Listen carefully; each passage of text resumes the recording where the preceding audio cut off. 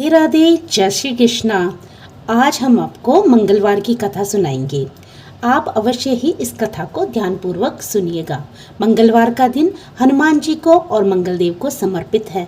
इसकी कथा बहुत ही पौराणिक और अद्भुत है। ये कथा कुछ इस प्रकार से है। व्यास जी ने कहा, एक बार नैमिषारण्य तीर्थ में 80,000 मुनि एकत्र होकर पुराणों के ज्ञाता श्री सूत जी से पूछने लगे, हे महामुने, आपने हमें अनेक पुराणों की कथाएं सुनाई हैं। आप कृपा करके हमें ऐसा व्रत और कथा बताएं जिसके करने से संतान की प्राप्ति हो तथा मनुष्यों का रोग, शोक, अग्नि, सर्व दुख आदि का भय दूर हो, क्योंकि कलयुग में सभी जीवों की आयु बहुत कम है। फिर इस पर उन्हें रोग चिंता के कष्ट लगे रहेंगे तो फिर वह श्री हरि के चरणों में अपना ध्यान कैसे लगा सकेंगे। श्री सूत जी बोले, हे मुनियों, आपने लोक कल्याण के लिए बहुत ही उत्तम बात पूछी है। एक बार युधिष्ठिर ने भगवान श्री कृष्ण से लोक कल्याण के लिए यही प्रश्न किया था। भगवान श्री कृष्ण और युधिष्ठिर का संवाद तुम्हारे सामने कहता हूँ, तुम ध्यानपूर्वक सुनो। एक समय पांडवों की सभा में श्री कृष्ण जी बैठे हुए थे। तब युधिष्ठिर ने भगवान श्री कृष्ण से प्रश्न किया, हे प्रभु नंद नंदन गोविंद, आपने मेरे लिए अनेकों कथाएं सुनाई हैं। अब आज आप कृपा करके ऐसा व्रत या कथा सुनाएं जिसके करने से मनुष्य को रोग चिंता का भय समाप्त हो और उसको पुत्र की प्राप्ति हो। हे प्रभु, बिना पुत्र के जीवन व्यर्थ है। पुत्र के बिना मनुष्य नरकगामी होता है। पुत्र के बिना मनुष्य पितृ ऋण से छुटकारा नहीं पा सकता और न उसका पुनग नामक नरक से उद्धार हो सकता है। अतः पुत्रदायक व्रत बतलाइए। श्री कृष्ण भगवान बोले, हे राजन, मैं एक प्राचीन इतिहास सुनाता हूँ, आप उसे ध्यानपूर्वक सुनो। कुंडलपुर नामक एक नगर था। उसमें नंदा नामक एक ब्राह्मण रहता था। भगवान की कृपा से उसके पास सब कुछ था, फिर भी वह दुखी था। इसका कारण यह था कि ब्राह्मण की स्त्री सुनंदा की कोई संतान नहीं थी। सुनंदा पतिव्रता थी, भक्तिपूर्वक श्री हनुमान जी की आराधना किया करती थी। मंगलवार के दिन व्रत करके अंत में भोजन बनाकर हनुमान जी का भोग लगाने के बाद स्वयं भोजन किया करती थी। एक बार मंगलवार के दिन ब्राह्मणी गृह कार्य की अधिकता के कारण हनुमान जी का भोग ना लगा सकी, तो इस पर उसे बहुत दुख हुआ। उसने कुछ भी नहीं खाया और अपने मन में प्रण किया कि अब तो अगले मंगलवार को ही भगवान जी का भोग लगाकर अन्न जल ग्रहण करूंगी। ब्राह्मणी सुनंदा प्रतिदिन भोजन बनाती, श्रद्धा पूर्वक पति को खिलाती, परंतु स्वयं भोजन नहीं करती और मन ही मन श्री हनुमान जी की आराधना करती। इसी प्रकार 6 दिन गुजर गए और ब्राह्मणी सुनंदा अपने निश्चय के अनुसार भूखी प्यासी निराहार रही। अगले मंगलवार को ब्राह्मणी सुनंदा प्रातः काल ही बेहोश होकर गिर गई। ब्राह्मणी सुनंदा की इस असीम भक्ति के प्रभाव से श्री हनुमान जी बहुत प्रसन्न हुए और प्रकट होकर बोले, सुनंदा, मैं तेरी भक्ति से बहुत प्रसन्न हूँ, तू उठ और वर मांग। सुनंदा अपने आराध्य देव श्री हनुमान जी को देखकर आनंद की अधिकता से विह्वल हो श्री हनुमान जी के चरणों में गिरकर बोली, हे प्रभु, मेरी कोई संतान नहीं है, कृपा करके मुझे संतान प्राप्ति का आशीर्वाद दे, आपकी अति कृपा होगी। श्री महावीर जी बोले, तेरी इच्छा पूर्ण होगी, तेरे एक कन्या पैदा होगी, उसके अष्टांग प्रतिदिन सोना दिया करेंगे। इस प्रकार कहकर श्री महावीर जी अंतर्ध्यान हो गए। ब्राह्मणी सुनंदा बहुत हर्षित हुई और सभी समाचार अपने पति से कहा। ब्राह्मण देव कन्या का वरदान सुनकर कुछ दुखी हुए, परंतु सोना मिलने की बात सुनी तो बहुत प्रसन्न हुए। विचार किया कि ऐसी कन्या के साथ मेरी निर्धनता की समाप्ति हो जाएगी। श्री हनुमान जी की कृपा से वह ब्राह्मणी गर्भवती हुई और 10वें महीने में उसे बहुत ही सुंदर पुत्री की प्राप्ति हुई। यह बच्ची अपने पिता के घर में ठीक उसी तरह से बढ़ने लगी जिस प्रकार शुक्ल पक्ष का चंद्रमा बढ़ता है। 10वें दिन ब्राह्मण ने उस बालिका का नामकरण संस्कार कराया। उसके कुल पुरोहित ने उस बालिका का नाम रत्नावली रखा, क्योंकि ये कन्या सोना प्रदान किया करती थी। इस कन्या ने पूर्व जन्म में बड़े ही विधान से मंगलदेव का व्रत किया था। रत्नावली का अष्टांग बहुत सा सोना देता था। उस सोने से नंदा ब्राह्मण बहुत ही धनवान हो गया।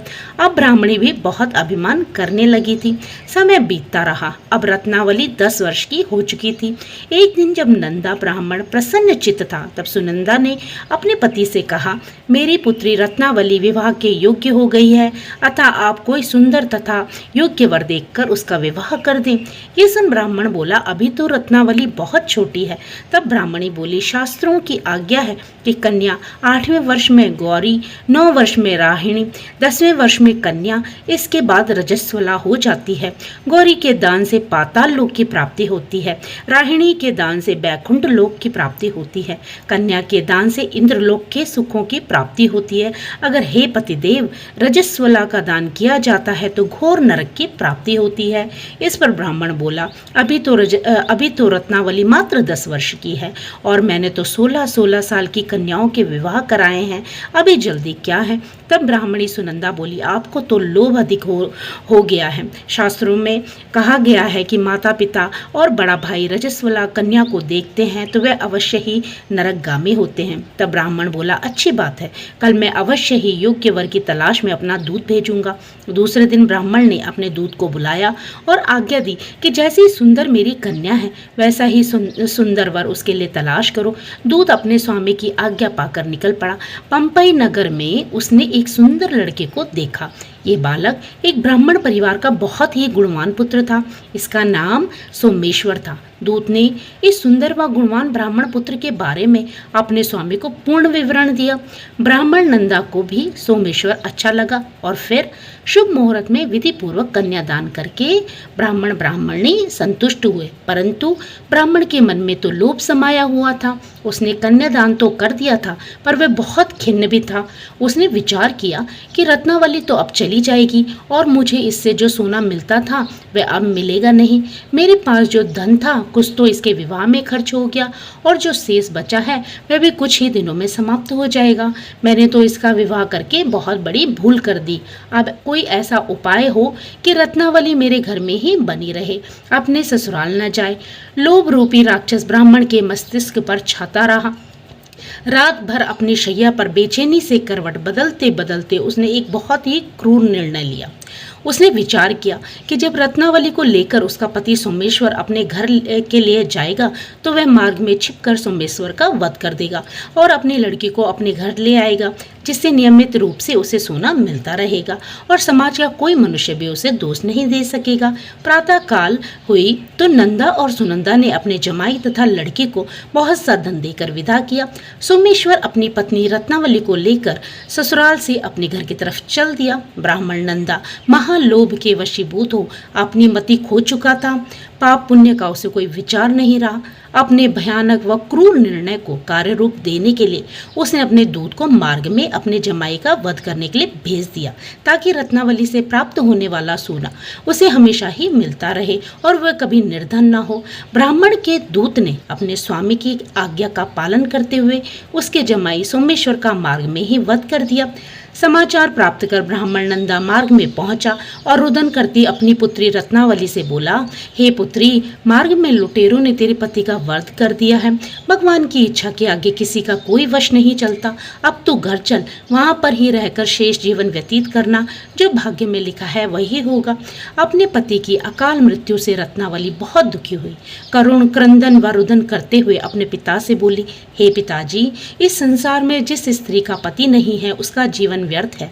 मैं अपने पति के साथ ही अपने शरीर को जला लूंगी और सती होकर अपने इस जन्म को, माता पिता के नाम को तथा सास ससुर के यश को सार्थक करूंगी। ब्राह्मण नंदा अपनी पुत्री रत्नावली के वचनों को सुनकर बहुत दुखी हुआ और विचार करने लगा, मैंने व्यर्थ ही जमाई का वध का पाप अपने सर ले लिया। रत्नावली तो इसके पीछे अपने प्राण तक देने को तैयार है। मेरा तो दोनों तरफ से मरण हो गया, धन तो अब मिलेगा नहीं। जमाई वध के पाप के फलस्वरूप यम यातना भी भुगतनी पड़ेगी। यह सोचकर वह बहुत दुखी और खिन्न हुआ।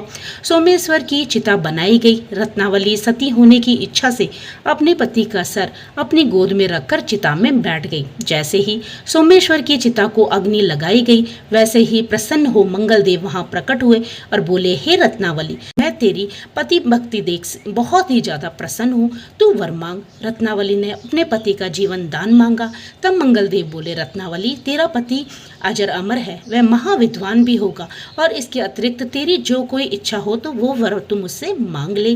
तब रत्नावली बोली, हे ग्रहों के स्वामी, यदि आप मुझ पर प्रसन्न हैं तो मुझे वरदान दीजिए कि जो भी मनुष्य मंगलवार के दिन प्रातःकाल लाल पुष्प लाल चंदन से पूजा करके आपका स्मरण करे, उसको रोग व्याधि न हो, स्वजनों से कभी वियोग न हो, सर्प अग्नि तथा शत्रुओं का भय न रहे। जो स्त्री मंगलवार का व्रत करे वह कभी विधवा न हो। मंगल देव तथास्तु कहकर अंतर्ध्यान हो गए। सोमेश्वर मंगलवार की कृपा से जीवित हो उठा। रत्नावली अपने पति को पुनः प्राप्त कर प्रसन्न हुई और मंगलदेव का व्रत प्रत्येक मंगलवार को करके व्रतराज और मंगलदेव की कृपा से इस लोक में सुख ऐश्वर्य को भोगते हुए अंत में अपने पति के साथ स्वर्ग लोक को गई। तो ये थी मंगलवार की व्रत कथा। ये कथा आपको कैसी लगी प्लीज़ मुझे कमेंट करके बताइएगा। अगर आपको अच्छी लगी हो तो इसे लाइक कीजिएगा। आप मेरे चैनल पे नए हो तो मेरे चैनल को सब्सक्राइब कीजिएगा।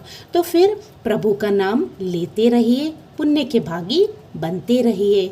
कलयुग केवल नाम आधारा, सुमिर सुमिर नर उतरहि पारा। जय श्री कृष्णा, राधे राधे।